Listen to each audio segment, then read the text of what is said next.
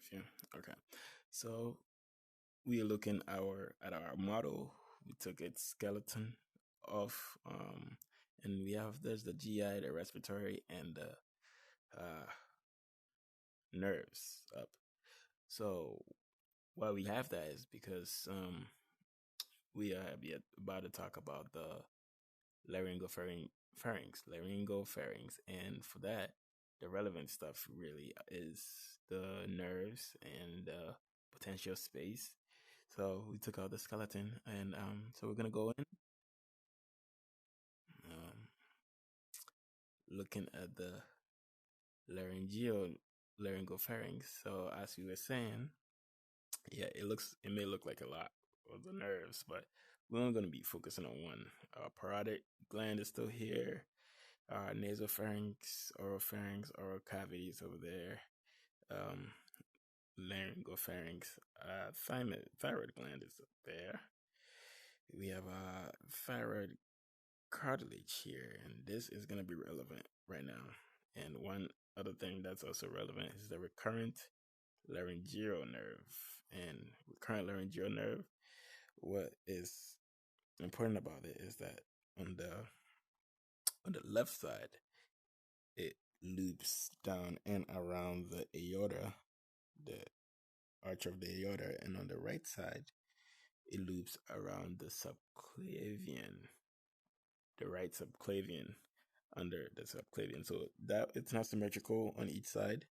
We have this one. Come on. That recurrent laryngeal nerve on the left. This one will be the one that loops around the aorta. And see if it's the same one here. Nope. So because it's not symmetric, it's hard to find it on the right side. But I'm not gonna waste you guys' seconds on this while I still OCDly try to find it. Anywho, can't find it. We're gonna go into the laryngopharynx, and what mnemonic that Elk, student Dr. Elk, wow, student Dr. Gandhi mentioned was that the borders for the laryngopharynx is elk. So we have stand, speed, uh, SPOE, SPOE, and elk, which would be ELC. And that is just saying that the superior border of the larynx is going to be our epiglottis. We can't see it from in here, but it's going to be in there, right over there. So let me get rid of you. Right there, epiglottis. And our larynx will be in the middle, obviously. Then inferior part of it will be the cricoid cartilage. Now I tried to find the cricoid cartilage, but I was unsuccessful. Did even connective tissues, and there was nothing. But we will just assume that. But we know that the bottom of the laryngopharynx opens into the esophagus and the larynx, which is our respiratory tract. So we're gonna go in the laryngopharynx now. Are we gonna go in, or is there something that we needed to do? Nothing. Let's just go in. So we'll go in, and we have a E epiglottis, and we have a L laryngopharynx, and cricoid cartilage, which would be the lower border of the cricoid cartilage, should be somewhere here, but it's not here, so that is fine. Now, interestingly, and obviously, it doesn't communicate with the oral cavity, so we don't have to worry about any isthmus here. What we do have to worry about though is that it's there's a potential space around the laryngopharynx. So this little thing here, airy epiglottic fold. Let me put both of them on it. So it's the only thing that's highlighted on the outside of the laryngopharynx. There is an airy, airy epiglottic fold, and when we move to the outside of the laryngopharynx, you have this space. Took the drone away, but let me see. Actions, interactions.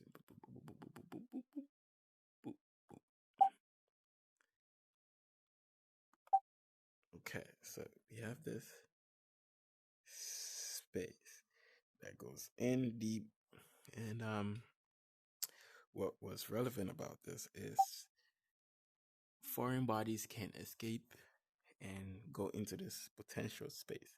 So this space, which is called the piriform fossa, my bad, the piriform fossa in here is bounded medially by the airy epiglottic fold. Obviously, it's not well said here, but from her slide, she said it's bounded medially by the airy epiglottic fold and inferiorly, John, you came back, and laterally by the thyroid cartilage. So we have our thyroid cartilage here. So this fold that would probably line all of this would be in there, and that would be the lateral border of the piriform fold. Now let me check this real quick to see if you know, nothing really coming, just skin carotid. Okay, nobody wants the integumentary.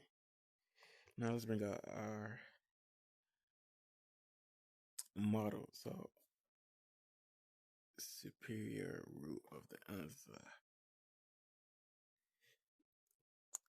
Now what I'm looking for is the laryngeal. There you go. The laryngeal, superior laryngeal nerve. So what was relevant about this, that if there is a foreign body that comes in and gets lodged in here in the piriform fossa, obviously you want to do surgery to take it out. So when you're taking it out, one potential risk is that the superior laryngeal nerve, or in her slide, she had inferior laryngeal nerve. I couldn't find it here, so I had to do a quick Google. And after a quick Google, I it said it was the same as the superior laryngeal nerve. And we follow the superior laryngeal nerve all the way to that. And we have the accessory nerve on the right. So we still can't find our recurrent laryngeal on the right, but it's fine. When we move to the left side of it, let's see, let me turn this around. Let me back up and move to the left. We have potential space in there, and we have our recurrent laryngeal nerve here, and we have a superior. Okay, no, it would be this one. No, I lost it.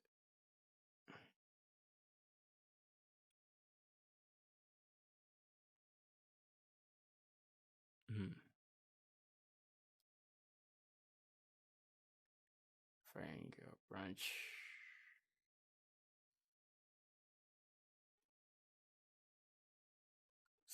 Um, let's move around a little bit. So esophagus, phrenic, internal, superior laryngeal nerve pharyngeal, meets K2. So it runs along the recurrent laryngeal nerve, which also connects to the vagus nerve, comes off of the vagus nerve. And we have a superior laryngeal nerve, which should come off the same on the right, which would be the accessory nerve. So the relevant thing here is that if you have a foreign body in this location and you're operating on it, you run the risk of either cutting the, where did they go? These two, the recurrent laryngeal or the superior laryngeal nerve. So in her slide, she had internal laryngeal nerve. So we should only focus on her or having something on the formative as superior laryngeal nerve or internal laryngeal nerve, which is what she had on her slide, as in like the danger of being cut.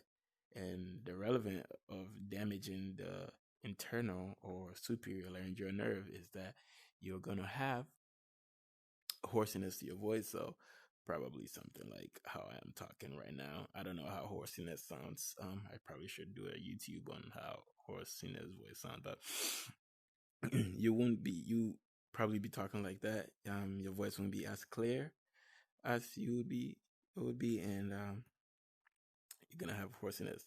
You're gonna have difficulty swallowing because it. Let me get an info panel.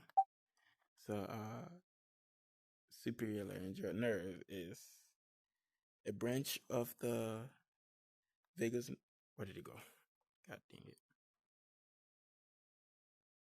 It's a branch off of the vagus nerve, which arises from the middle of the inferior ganglion of the vagus nerve. So it also receives trigeminal muscles except the cricothyroid are innervated by the recurrent laryngeal nerve.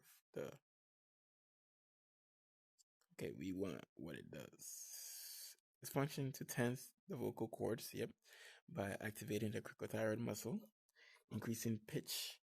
The external laryngeal nerve gives branches to pharyngeal plexus.